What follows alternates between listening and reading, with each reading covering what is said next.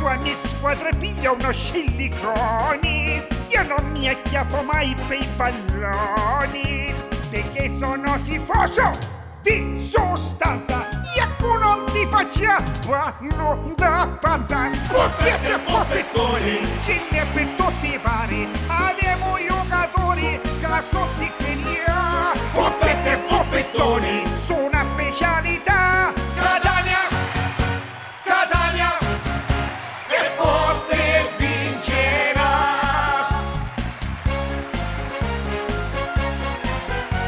Catania, Catania, è forte e vincerà.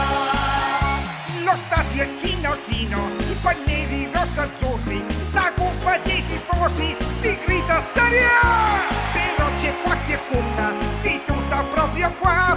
Girugno, Babagno, tiene ne guardo di qua.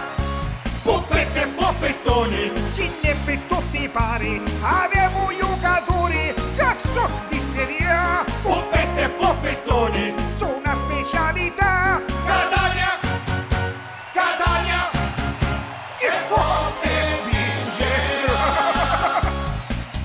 La palla a centrocampo, la tocca all'ala destra, non ci piace un da facci, che sta passando all'ala sinistra, bello tocco dell'imbattore, e qua! È il primo poppettone per il Catania, ma non è finita qui, Carusi!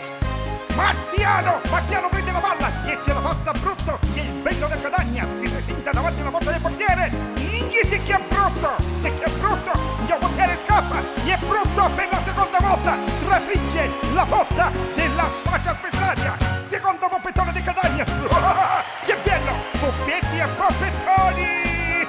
Il Catania avanza ancora, avanza tu gol da settimana passata, che se ne sta fuggendo, avanza ancora, colpisce la barriera, che passa San Giovanni alla punta, Canalicchio, arriva il Nicolosi, Zafferana, Petara, Inghisi finiva al giro turistico, ma il Catania attacca ancora, Inghisi come attacca, gli attacca, un palo tiro, picchiava una signora che era incinta di 9 mesi, un vicinito ne esce fuori,